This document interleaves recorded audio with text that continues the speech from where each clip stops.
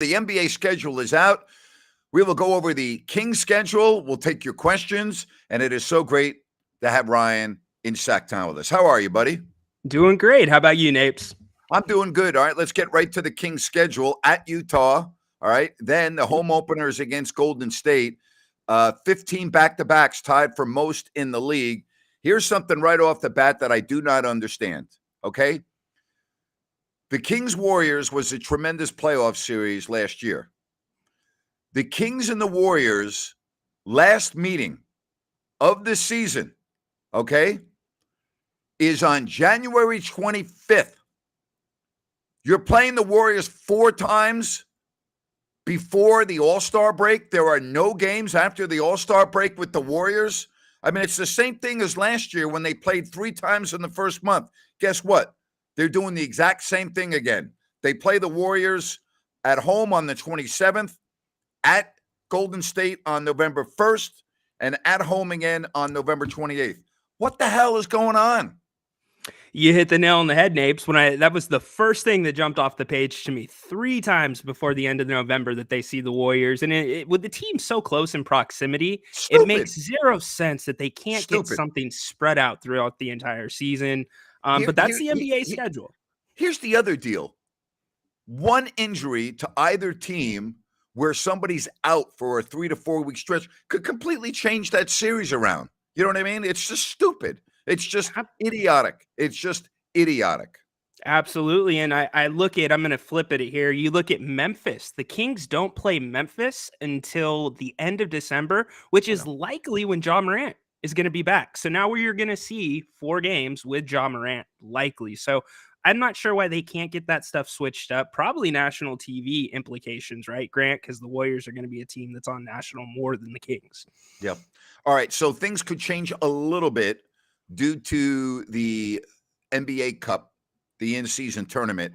But right now, the Kings have 4 games against Denver, New Orleans, Oklahoma City, and Dallas, and 3 games against Memphis, Minnesota, Utah, Portland, Houston, San Antonio. All right. So, that could change a little bit with the tournament. But right. The Kings have a brutal stretch of games on the road beginning on the 25th of January at Golden State, at Dallas, at Memphis, at Miami, at Indiana, at Chicago, at Cleveland. It is a tough stretch, and that backs up that's right after the Kings' 6-game homestand. They have 2 6-game homestands on the schedule, and it's not an easy homestand. Boston's going to be coming in, so that's going to be one of those chunks of this schedule that we look at where the Kings really need to make a run, and it's going to be a time where they're going to be a little bit tired. You're going to be getting closer to the break. What's the atmosphere going to be with the team in terms of injuries? So it's just it is what it is, Grant. We have to understand they're playing in the most difficult conference in the league, in the most difficult division, in my opinion. I don't see another division in basketball that's more difficult than the Pacific. The Boston game, as I told you, when I saw the Christmas Day schedule of Boston and the Lakers, I'm like, okay, Boston will be in Sacramento around the holidays, and they are. They're in Sacramento on December 20th. 15 back-to-backs, that's a lot. All right, that's a lot. And this is a Kings team we know did not fare very well last year on the second night of back-to-backs.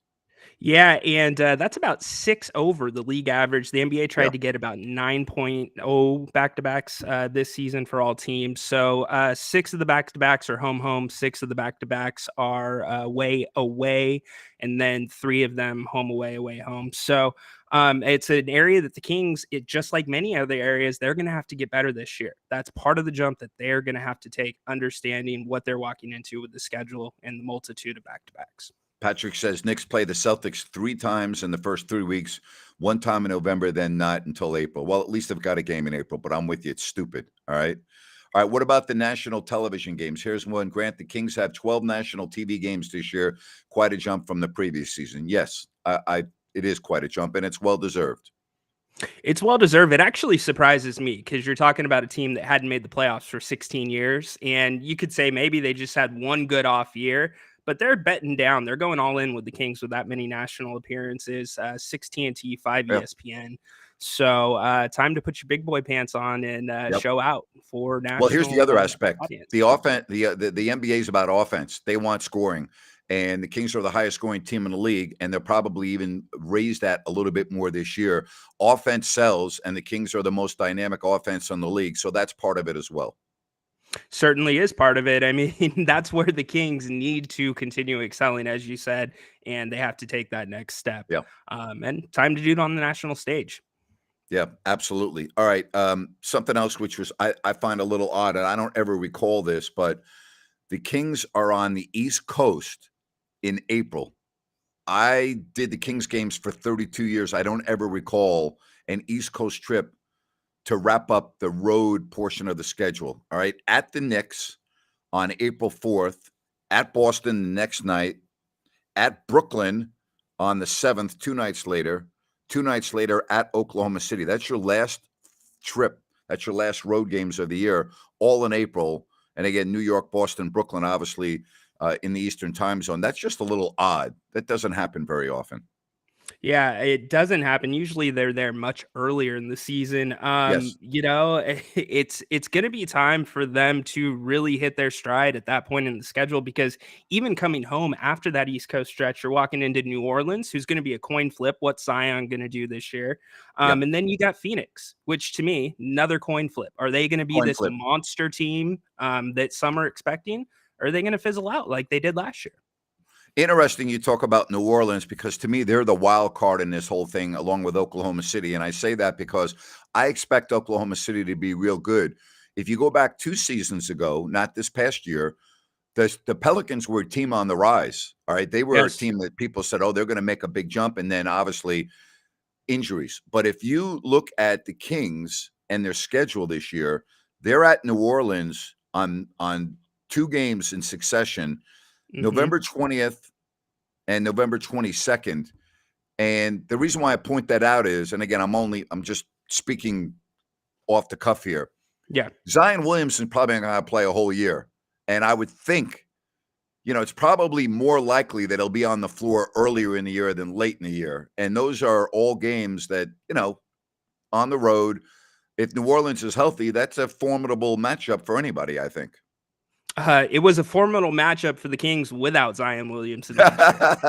Very Let's true. be honest about it. Uh-huh. So yeah, they're gonna likely get their best roster and the the Pelicans' best shot. But that's a team that gave Sacramento troubles in New Orleans, and for whatever reason plays them well. They're long, they're athletic. So we'll see if Zion's on the floor. He's got a ways to go. Anita says that's a tough end of a season road trip, likely implications for playoff standings. I would agree, but I would also say this. Things change.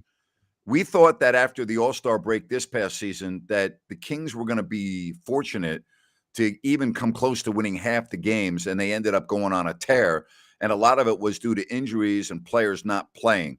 Yep. So on the surface right now, yeah, I would agree. But injuries can change, and we all know how fragile I think the Kings squad is in terms of point guard and Sabonis. Like, those are just like any team. I mean, we saw last year what happened when Devin Booker was out of the Phoenix Suns lineup. And then we can use other examples. But, you got to remember, the Kings were the most injury-free team in the league last year. They hardly had any games missed due to injury. Is that going to happen 2 years in a row? Probably not. Yeah, it's unlikely. I mean, you look at the law of averages, but we'll keep our fingers crossed. Certainly. I mean, I would say the Kings training staff definitely near the top of the league right now, statistically speaking. But the bottom line, Grant, is everybody has an even playing field when it comes to injuries. So we don't know what's going to happen. But when you want to be a better team, you want to get more exposure, you're going to have a tougher schedule. If you're fighting for national TV games, they're not going to put you versus, let's see, the Bobcats or the Hornets, on national TV. So this is part of the deal, Sacramento. You've arrived. We're going to play a tough schedule. It is what it is. Get through it. Absolutely. So again, the Kings are on national TV. I don't count NBA TV. I know a lot of people do. I don't count NBA TV. I count national TV, ESPN, TNT, or ABC. So what the Kings are on, 5 on ESPN, 6 on TNT. That's national TV to me. NBA TV is not national TV. I've never looked at it that way, but that number could go up as well. That number could rise. So the Kings earned the respect last year. People now know who the Kings are. And you and I have talked about this, but I really like their roster right now. No, they haven't really done anything to get better defensively. But as Jerry Reynolds said, there's a reason why there's a scoreboard hanging over the court. It keeps the score. There really isn't a team in the league, including the Warriors or the Suns, that can outscore the Kings if the Kings are hitting on all cylinders. Now, yeah, they're not going to be hitting on all cylinders every night, but when they're in flow, when their offense is in sync, they're going to win most of those games. Certainly. And you look at the style of play that the Kings like to play, you have to improve on your strengths. And that's just the bottom line. If you are that good of an offensive team, highest rated in the history of the league via the offensive rating efficiency stat, it's just one of those things. Get better on that side, because the other flip side of this, the Kings play fast basketball. So that means there's going to be more possessions in the game, more opportunities to defend, which, waters down the stats. You got to really focus that attention to one end of the floor. And when you are that significantly better on the offensive end, you bolster that side down and you roll with what you have on defense. All right, I want to tell you about New Works Plumbing for your plumbing needs and repairs. Just go to sacserviceplumbing.com or call the number on your screen. Remember, New Works Plumbing, they've got a fix for you. They're available 24/7. Sacserviceplumbing.com for all of your plumbing needs and repairs. Going over the NBA and the Kings schedule. And again, a couple of 15 or a couple of back-to-backs this year, more than a couple, 15 tied for the most in the NBA. All right, so Michael says, many fans in the NBA are looking for Kings Warriors 3 times on national TV this season. Must-see TV for sure. Well, it probably is, and it's a shame that we won't see them after January 25th. That's absurd. The fact that the Kings and the Warriors don't play in February, March, or April is just a horrible schedule. It's terrible. It's just no team. You should never, ever go through a schedule and play teams within your division in the span that the Kings are playing the Warriors in the first month of the season and then not play them in February, March, or April. You should never, ever not play a game within your division in the final 3 months of the season. It's stupidity. It's absolute stupidity. Yeah, they're the team. They're the bread and butter. They're the teams you see the most, right? They're And your rivalry games. Yes, don't make the argument, that could be easy on the Kings. It's an easy travel. You only have it 3 times, in 2 months. No, like you've got to have that spread out throughout the season. And if we look, historically, it's likely the Warriors are going to be playing their players a little bit more towards the start of the season coming into the in-season tournament versus towards the end of the season, depending on seeding. Yeah. Cody, I don't understand what this means. Warriors have to play the Clippers 3 out of 4 games. You'd have to elaborate on that. It doesn't make sense to me. They play 4 times. What do you mean they have to play the Clippers 3 out of 4 games? All right. Anyway, the reality here is, as Jerry said, you play 82. There are 2 teams that are going to play 83, but you play 82 and we'll see what happens. But again, I like the Kings roster a lot. You and I and no one else can predict injuries, but I do like their roster a lot. I really do. Let's put it this way. They are set up better this season if they do suffer injuries than they were last season. Not saying those guys can step in and play at the same level as a Sabonis of Fox, but at least we have bodies that can play those positions. Yep. So I guess if you're into the NBA Cup, and I'm not, the 4 games are the 10th of November at home against Oklahoma City, the 17th of November at San Antonio, the 24th of November at Minnesota, and then at home on the 28th against Golden State. Those are your 4 games that count towards the NBA Cup, and that will occur in Las Vegas. All right. So there you have it. Grant, speaking of the NBA Cup and the in-season tournament, how do you think the team approaches this? $1 million or $500,000 is a lot for some of the guys at the end of the bench, but some of the guys that are the starters, franchise players, it's pocket change. So, what's the approach going into this thing? Well, it won't change their approach at all to the 4 games: Oklahoma City, San Antonio, Minnesota, and Golden State, because they're just regular season games that count towards the cup. So that won't change at all. What would change is how will they approach it if they make the finals in an extra game, which doesn't count. Okay. I believe that Mike Brown would coach the game to win. And at that point, you owe it to your players to have them make the 500,000. All right. Sure. So, in my opinion, if you make it to Vegas, you make it to win. Okay. Because the first game would count in the standings, but if you make it to the finals, that's an extra game. If you get to that point, you're going to try to win it. I don't think any team would say, "Oh no, we're not going to play our guys because the game doesn't count towards the season." I mean, at that point, you'd lose the locker room if you told the guys, "Hey, you know what? You're not playing and you're not playing with 500,000." I mean, I know these guys make a ton of money. $500,000 is $500,000. It's a lot of money. There's no doubt about that. I think this is something that's going to work out for the NBA, or it's going to blow up in their face Mhm. with, with rest and resting players. So it's going to be interesting to see how it plays out. I don't know if it's something that's going to stick around for many seasons. Grant, it just seems like you're throwing a wrench into the schedule, I putting know. people in Vegas right in the middle of the season. I'm Yep. not a huge fan.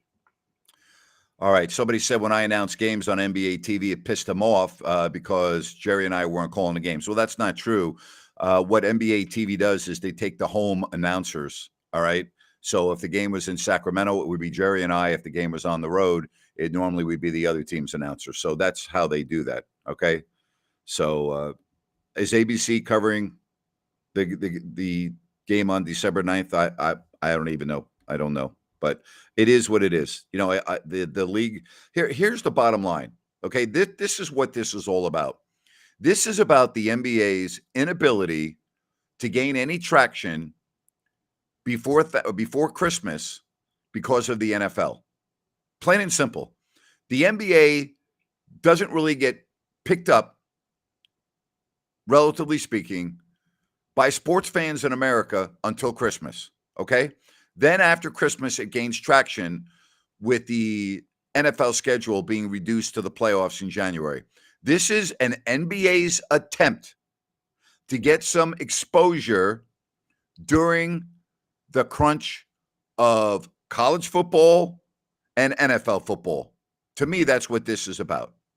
Well, and even sprinkle in the end of baseball too. You're going to be bumping up against the end of that season and postseason awards, but yeah, and I don't see how this gains that traction for them. It's not just what you said. It's 3-4 regular season games. Somebody's going to play an extra. I just don't get it. But Well, it could work out. We've seen okay. weirder things work out in the Okay. Well, association. here's a scenario that I hope we don't see. Okay. Let's just say it's Sacramento and Boston in the finals in Vegas. Okay. And let's say in that game that won't count towards the standings, but you're playing for $500,000 each, that you lose De'Aaron Fox for the season or a month, or Jason Tatum goes down, or Jaylen Brown goes down with a significant injury. You're going to have a completely different tune from fans, media, and teams about the format of the in-season tournament. I hope that doesn't happen, and the chances of that happening are remote. But if it does, you and I both know what people are going to be saying. Yeah, they're going to talk about the extra game. Now, is it fair? It's basketball. It's any given night. Yeah. But that will be the narrative, and it'll be interesting to see how the NBA would respond to that, because it really would be backfiring in their face trying to get that traction you spoke of earlier. Yep. So it's. I don't think I don't think the NBA Cup's going anywhere, and by that I mean I think it's here to stay. The NBA is going to give this a try for at least a few years because they would look really bad if they pulled this thing quickly, in my opinion. So I don't think it's going anywhere. I really don't. Well, it kind of to me, it's already half effort because you're the NBA in season tournament. You couldn't think of anything better than in season tournament, you know. So it's I don't know. It's probably here to stay, but there's not a lot that's gone into this to me.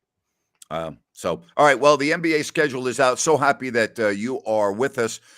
Keep with your questions. Ryan and I will be happy to answer them. If you want to go and talk about something else besides the NBA, you can do that as well. All right. Have you watched the first 2 episodes of Hard Knocks on the Jets yet? I have indeed. Okay. I thought the first one was good. The second, there's a lot of complaints that the Jets are not giving HBO the access that they normally have received in the past from other teams. I just read a big story on this, and one of the I can't remember which outlet, but they were talking about how the Jets have been very restrictive with the access to HBO. So episode 1 was pretty much all about Aaron Rodgers, right? Right. Yep. And then episode 2 changed a little bit, and I guess Robert Saleh calling out his offensive line, and that was a big deal. But it's a little bit different this series. It's a little bit different. It's a Grant, little bit different. I'll be right back. The dog just took. All right, I will put you back up when you. I don't know if there's an earthquake in Ryan's house or what. So we'll get him going in a minute. That was interesting, huh? Did the dog knock his, camera off? Timber. You're exactly right. Ryan just fell. Well, let's hope Ryan didn't fall. All right. Been hearing a lot of James Harden drama in Philadelphia, says Michael. Yeah, you think? Isn't there James Harden drama wherever he goes? Yes, I think it's dog. I think Ryan's dog knocked down the camera and everything. That's good. It's good live streaming, Absolutely. Dogs, how about that? Yes. Knocked Ryan right off his kilter. How do you like that? Oh, boy. Ryan ran into Zion Williamson in the middle of the show. You okay there, buddy? Yeah, I just got blindsided by a 100-pound dog, but that's all right. Gosh, you guys could probably hear him jumping in the background and everything. Oh, He my just God. you're not listening to me, so I'm taking you out at the knees. So he chop blocked me. Hey, that's the beauty of working from home, man. Right? Gotta love it. Gotta love it. Ups and downs to it. So, Yes. anyways, Hard Knocks. Yeah. Ronnie, real quickly, someone wants to know, is it open forum today? Yeah, ask us whatever you want, but go ahead, Rhino. Yeah, I was gonna say Hard Knocks. To me, I get the access being restricted somewhat to Aaron Rodgers. It's not very noticeable to me on the screen, but usually they take a little bit more of an interest in rookie players. This last episode, they did a lot with Will McDonald, defensive end. And I thought that was cool, but you're not getting that same access that you were with all of the players per se. Ryan, they want to see thumbs up if you don't have a concussion. Thumbs up. That's 2 thumbs, right? No. Yeah, Okay. yeah. Oh my gosh, somebody wants to know, Rhino, will your dog become a caller on the Jim Rome show like Paul's dog? Absolutely not. Absolutely not. He is much better than that mutt that calls the Rome show. So he is 100-pound 100-pound yeah, dog. 100 pounds. 100 pounds. Great Pyrenees. Patrick says he's got a 100-pound dog too. I sympathize. Yeah. Yeah, he's a mama's boy. So when mommy is not at home, he starts freaking out. So taking people out. So that's what happens when the boys are home. The dog was telling Ryan, let's go to Bennett's. Yes, you know what? You should go to Bennett's. I think that's a great deal. And you should go to the Bennett's West Side Grill, their newest restaurant in Rockland at the Blue Oaks Town Center. Check it out. It is awesome.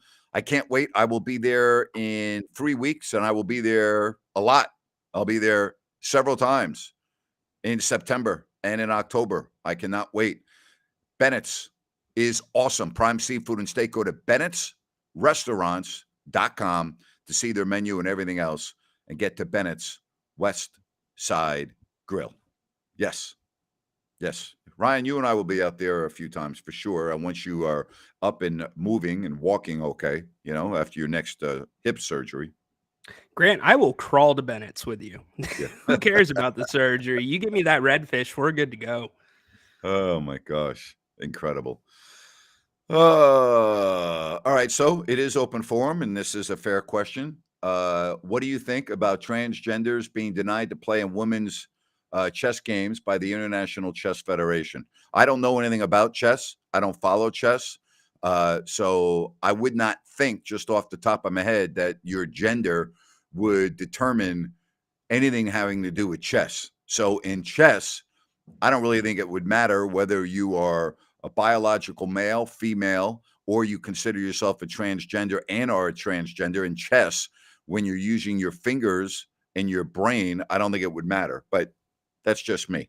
All right. So this question, Grant and Ryan, looking at the Kings schedule this year, do you see this team winning 50 games? 50 games is a measuring stick of a really good season. And last year, what did they win? 48? Mm-hmm. So no injuries last year. I'm going to say no, but I'm going to say very close. Yeah, I'm with you, partner. I'm going under. I think 45 may be the number for this team because you can't expect that they're going to stay healthy like they did the entire regular season. And schedule's more difficult, and you're not going to be surprising teams with the offense that you're running out there this year. Yeah. They know what's coming. Somebody says, don't answer that, Grant. Not safe to have an opinion nowadays. Well, remember, you're dealing with Grant Napier. Yeah. All right, I always have an opinion, and I'm not afraid to voice my opinion. And the problem with America right now is there are too many people that are afraid to voice their opinion. I'm not one of them. Okay, so I have no problem answering questions on topics where a lot of people would be scared. That's not the way I do it. Someone says I see 45 to 50 wins for the Miami Heat. All right. Rob wants to know what seed would 45 wins get? Okay, that's a very good question. It changes every year. Okay. Mm-hmm. Last year was somewhat atypical with wins and translating to what seed you were. I would say last year was an aberration of sorts. So it changes every year. Okay. There you have it. Justin wants to know, how long will it take for Lahaina to recover, in my opinion? Based on what I'm hearing, multiple years at least. And as someone that has been there on multiple occasions, like many of you that are watching because of the proximity to where we live, our hearts go out to everyone over there. I can't even imagine. And I was on the radio during the campfire in Paradise. What was it now, 4 or 5 years ago? And so we experienced that in our area when a town was basically eviscerated and wiped off the map in a matter of moments.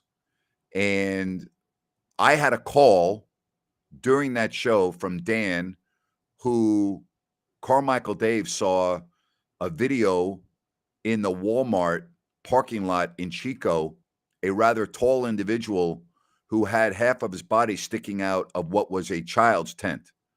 And Dave went up there, found him, gave him a new tent.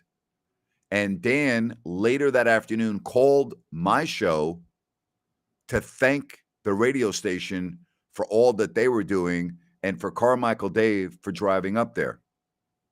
I interviewed Dan and I asked him, what was it like escaping the fire? And he said that he didn't have a lot of time. He got in his car, got to the end of the road and could either go left or right. And the car in front of him went to the right and he decided to go to the left. And he looked in his rearview mirror and the car that had gone right was engulfed in flames. I became friends with Dan and did what I could do, like so many others in our area, to help out those that were displaced from that fire. And I'm happy to say that Dan is now back on his feet. He's living in the Albuquerque, New Mexico area.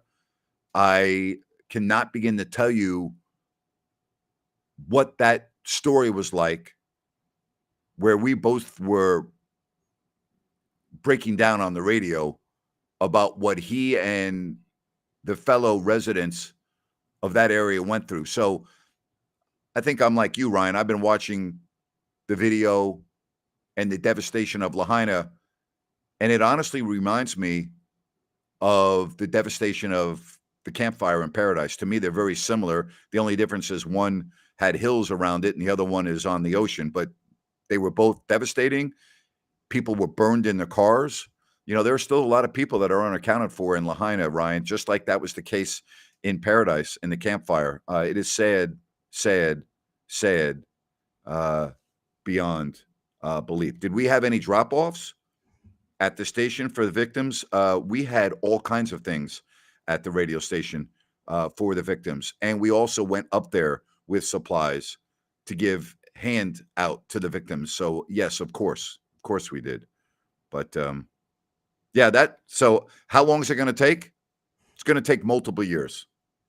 And the problem, the other aspect of on Front Street in Lahaina, those were very old buildings, and the flavor of that city, that's never going to be the same. You know that, never. Ryan. No, those buildings, houses, some of them have been there for so long, Grant. And you mentioned the Paradise Fire. We know all about it. Did not go to Paradise, never got to see, but being in Lahaina so many times, the thought of just being incinerated there and having the choice, because Grant, you know this on Front Street, you've got the street, you got the stores, and then you got the ocean. You got one choice, and it's to jump in the ocean at that point and not know when you're going to get help. It's just terrifying. So somebody says, I worked in Paradise for the last few weeks helping to get the elementary school updated. It still looks like a wasteland. It's sad. I'm very, very, very sad to hear that. Very sad. Wow. Fires are a part of our way of life in Northern California. And let's hope that this year, because of the amount of precipitation and everything else, that it is diminished quite a bit, All right. Back to some sports questions. Ryan, the over-under on the Kings wins for the upcoming season is 43.5. That is according to DraftKings Sportsbook. I would go over that. I think the Kings get to 47. What about you, Ryan? I'm over. 45 is the number for me right now before the season starts with the moves that they've made. And I think they've got that about right, Grant. What's funny to me is you remember last season, us talking about this, somebody said 40 wins on your Listen Out show. You're like, you're crazy. Now we're talking 43 and a half. I know. Unbelievable. NBA Guru Zach here. Kings going to get 46 wins. All right, Zach, I hope you're doing well, buddy. I haven't heard from you in a while. You doing all right? Yeah, we haven't heard from Zach since we accepted his gloss of NBA Guru. That's correct. Grant, doesn't it seem like there will be 10 to 12 competitive teams in the West? There are every year. Now, last year, I think, was skewed a little bit because of all of the injuries, but probably, because I think Oklahoma City is going to be very good this year. Yes. And Houston's not going to be a slouch anymore.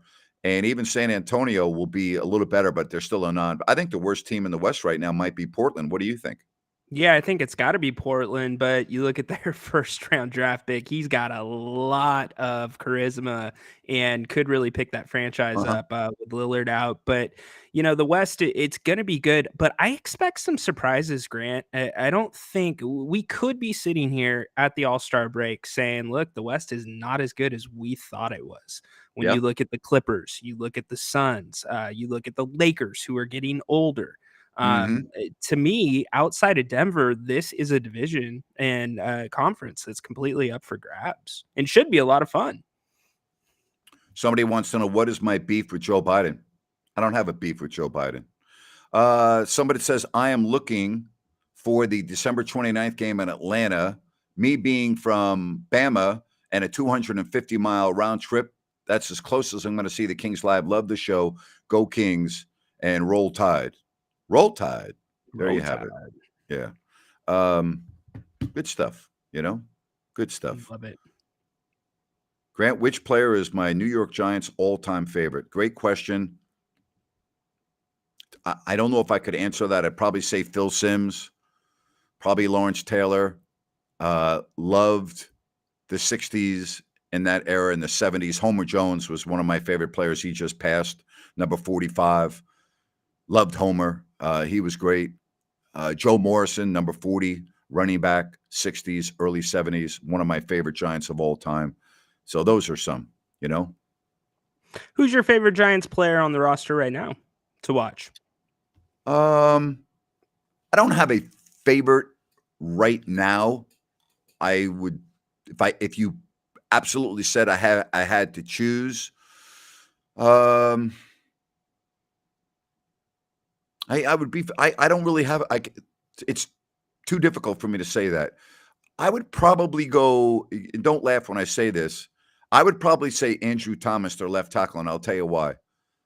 I love to see players that go through a really rough stretch and start comparing you as a bust and comparing you to Eric Flowers, who the Giants did draft years ago as a left tackle that did turn into a bust, and then fight through it and emerge to one of the best left tackles in football. Like, I love stories like that.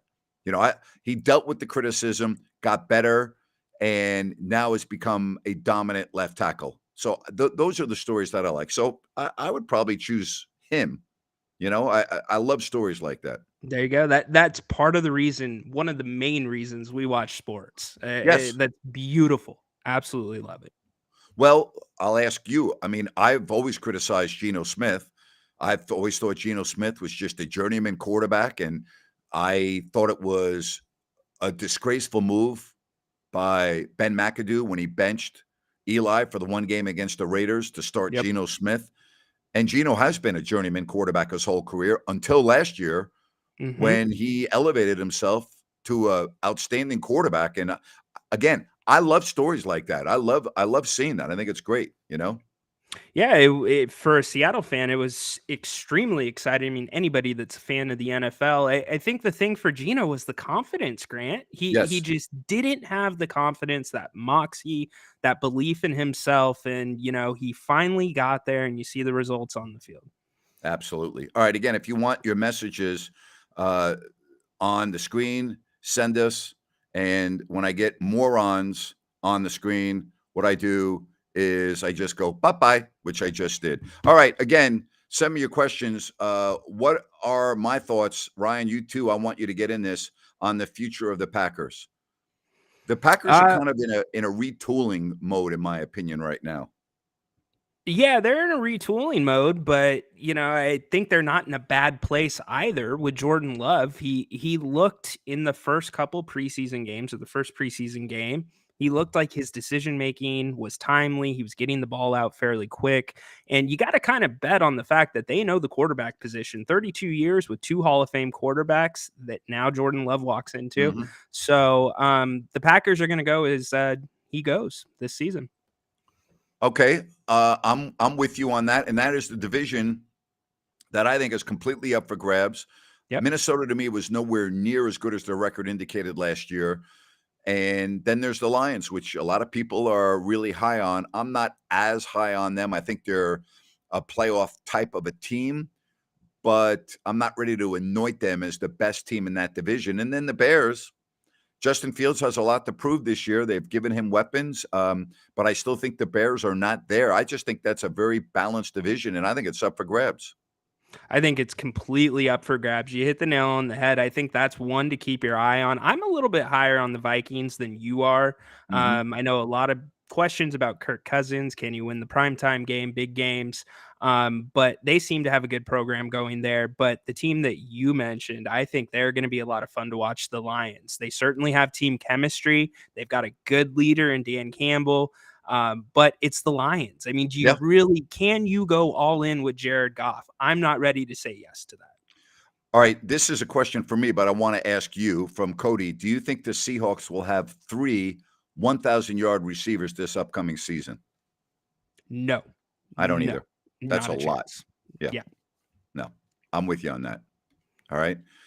And I think when you look at that division, to me, the Niners are the team to beat. And I think Seattle's the second best team in that division. I'm not on the Rams, and I think the Cardinals are the worst team in that division. Yeah, we agree on the Cardinals. Absolutely. I think it's gonna be Yeah. Niners, Seattle. Seattle has got a lot of talent this year. A lot of talent. Look good in their first preseason game, but that division is gonna be fun. It always comes down to those two teams, Grant. 49ers and Seahawks. All right. Will the Jets make the playoffs this year? I'm going to say no. I'm going to say yes. Okay. The Jets had an excellent defense last year. Sauce Gardner, defensive rookie of the year.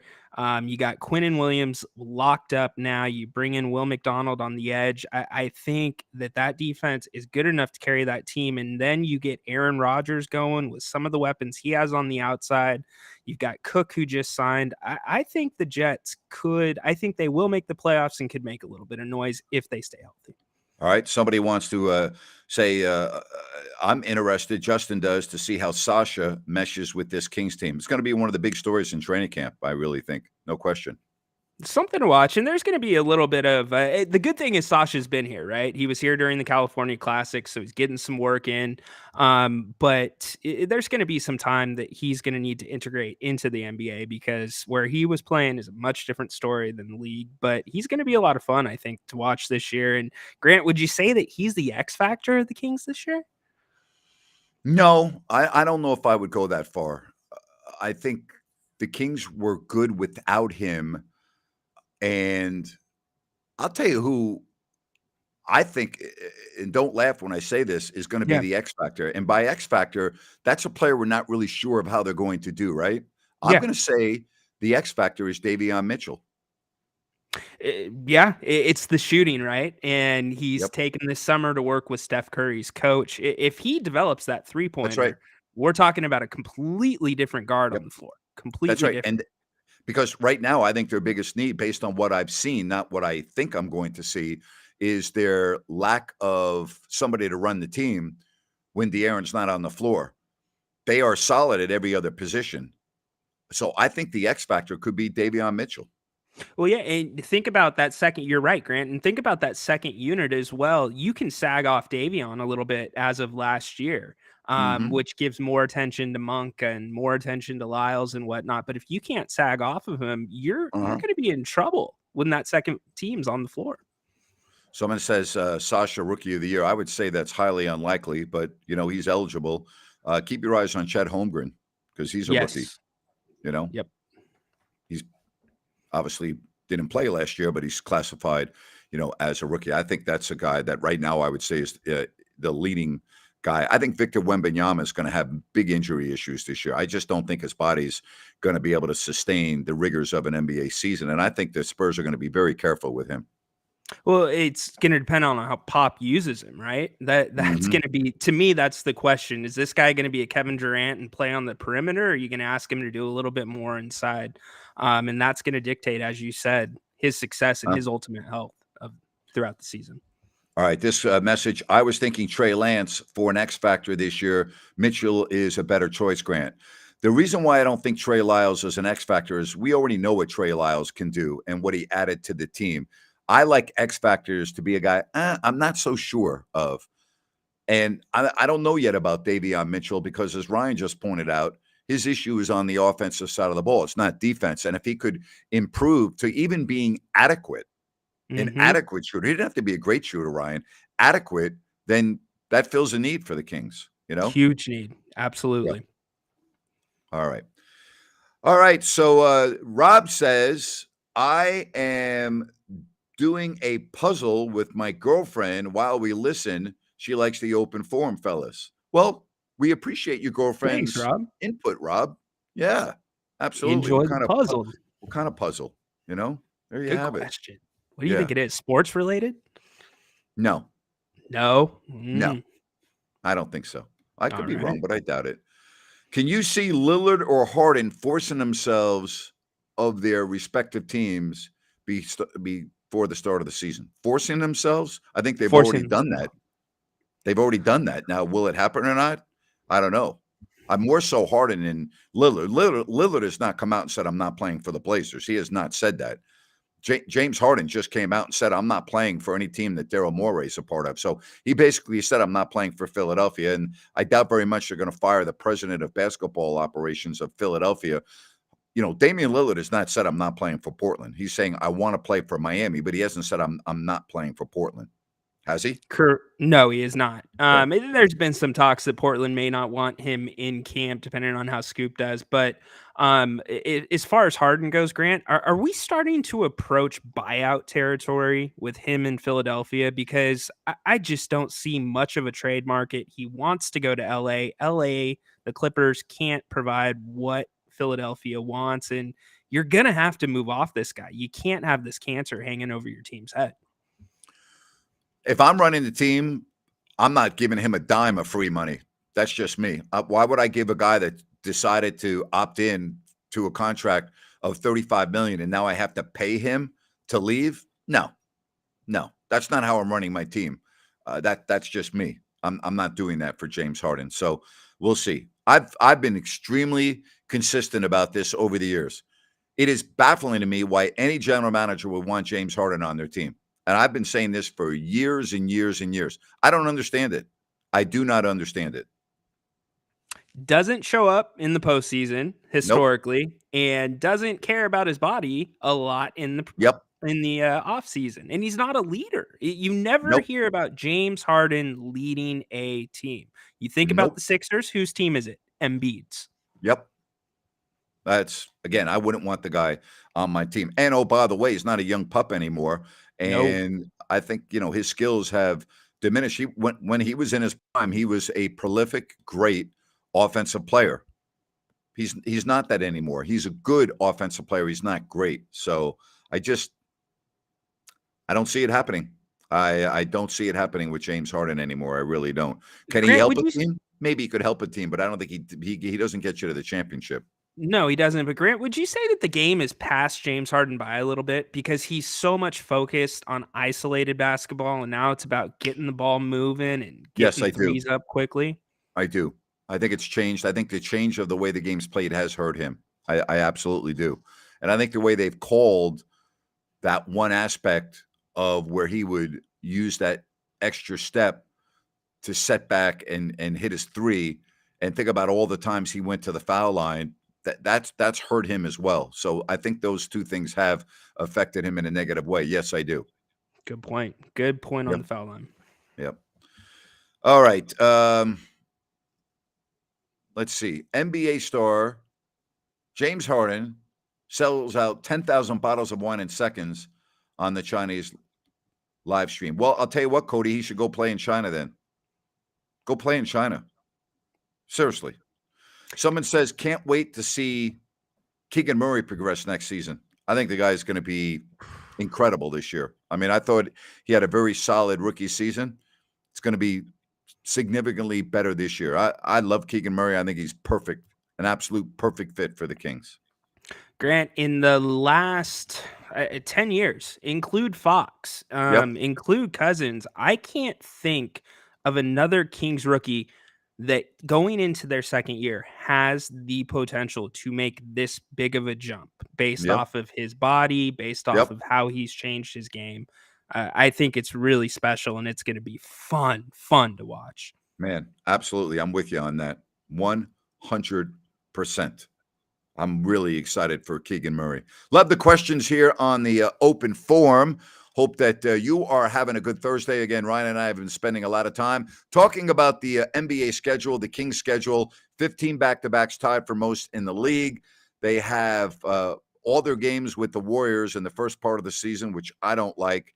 And, they have a long road trip at the end of the season. So we'll see. You're playing a schedule. You have to get a little lucky, which the Kings got a little lucky last year. They were good, but they also got a little luck. So we'll see if that can continue this year. I will not be at Golden One Center this season, but thanks for asking. I appreciate it. Will you be at the Golden One Center a couple times, Ryan? No, probably not, because I'm going to be here doing post games with you. All right. Where I'd like to be. Well, you can always go to a game if you want. I'll cover for you. I Yeah, appreciate that. not a We'll problem. see. Yeah, not a problem. Not a problem. All right. I hope we get a good backup point guard. Who's out there, and who do you think we can get right now? Knowing that, that's why I think your best option right now is Davion Mitchell to get better offensively. Ryan, that's what I think. Yeah, and think about this too. Davion's coming I would think he's coming into this season with a chip on his shoulder with what Mm-hmm. happened in game 6, game 7 in the playoffs. We talked about that for days. Why was Davion not on the floor? And he's mentioned that in numerous interviews in the postseason. So I think you're going to see a different Davion I with a think so different too. mindset. Yeah, absolutely, no question. Grant, your or our Yanks are below 500. What the hell is going on? Not going back home. I'll tell you right now, I've been saying this for years and years and years. You need a new general manager. That's your problem. You know, that's just the way it is. All right. Period. It's the way it is. All right. Someone says, Grant, the Detroit Lions are winning the Super Bowl. Well, Mark it down. they have a chance. JoJo.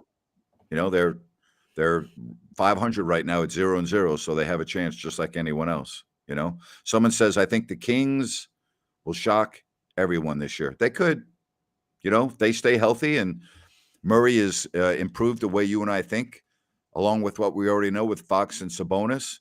And if Sasha is as advertised, they got Chris Duarte. Yeah, Yep. I could see it.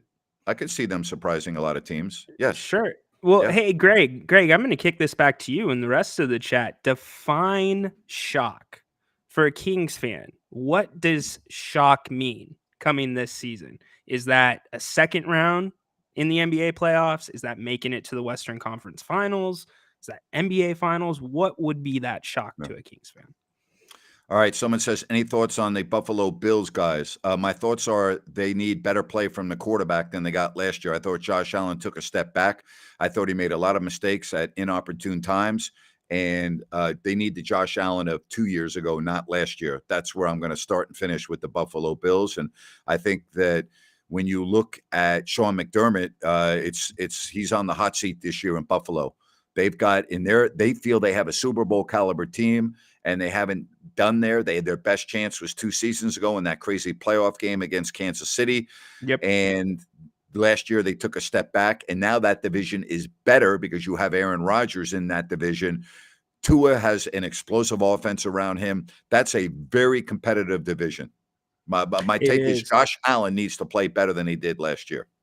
Yeah, and it doesn't bode well. I mean, obviously, it seems like they're on better terms now, but everything with Stephon Diggs, it never usually works out when your QB1 and your wide receiver 1 aren't getting along right off the start of the season. So they've got to get that right. And I think part of last season too, Grant, is, they just had the wind knocked out of them with the DeMar Hamlin situation, and you can beat that one 10 ways to Sunday, but that's a lot for them to go through during that time of the year. Bula! Vinaka. Guys, can't wait for my 49ers. Fiji representing on the stream, and we love that. I think the Niners are going to be very good. They got to get Nick Bosa on the field, and I think that they will. I mean, that would be a disaster. Updates on my lawsuit. Yes, the lawsuit is proceeding. I'm going to be in Sacramento a lot in the near future dealing with my lawsuit, and I'll give you updates when I have them. But, yeah, the lawsuit is moving forward. Grant, the Raiders will win 10 games. I don't think they'll win over 10 games, even if you count the games that they win in the preseason. I don't think they'll win over 10 games. I'm going to have to see it to believe it. It seems like that number for the Raiders is always right around like 6.5, 7.5, and it just doesn't get over. It just doesn't. Well, they better get Josh Jacobs in. Yeah. Yep. So more valuable to their team. Josh Jacobs to the Raiders or Jonathan Taylor to the Colts? I think Jacobs to the Raiders right now, based on what he did last year. So, yes, I would say Josh Jacobs to the Raiders. What do you think? Yeah, I'm with you. I think it's Jacobs. Taylor, not a great offensive line. Right. Yards per carry last year, not great. So injured. I think it's got to be Josh Jacobs with the Raiders. Yeah. All right. Again, we appreciate your questions. Glad to have you here on the stream. How is Baker Mayfield going to do this year? I don't think that team's very good. Period. I think they could be they could be the worst team in that division.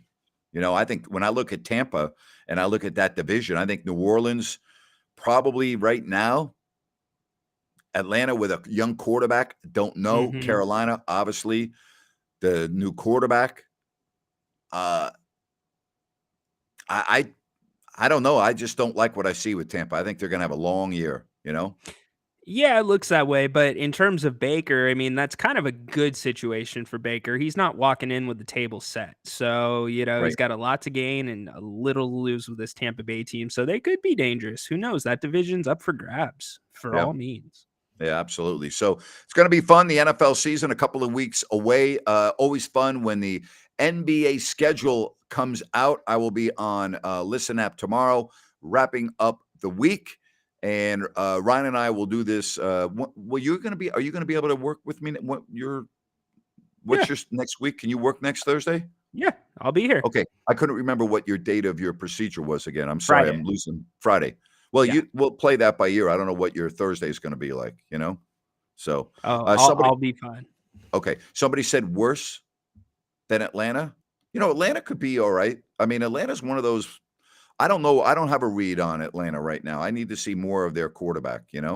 It's Desmond. The cliche thing is it's going to come down to quarterback play, but with Ritter, it's an unknown quantity. He only Yeah, played a few games last year. and would Taylor Heineke be the guy if he struggles? Yeah, but Yeah. I think they're gonna. I don't think they're gonna pull the hook on Ritter quickly. I think they're gonna give him an opportunity. I really do. Yeah, I think he's going to get a good look at that job.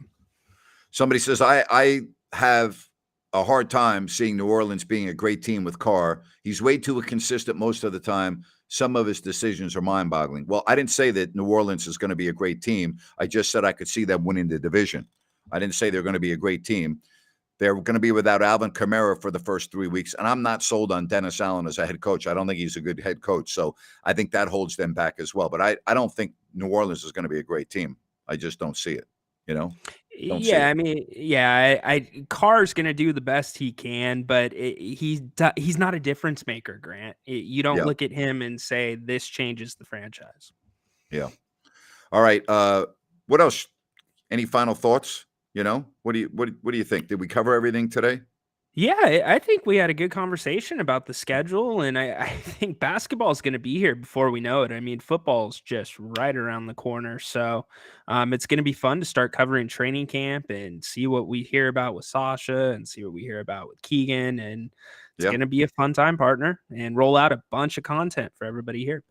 Awesome. Can't wait. Ryan and I are going to actually get together and strategize everything before the season. So when I get to Sacramento in a little more than 2 weeks, Ryan and I are going to get together a couple times, and we're going to try to come up with some innovative programming for you. And listen, we're very open to suggestions.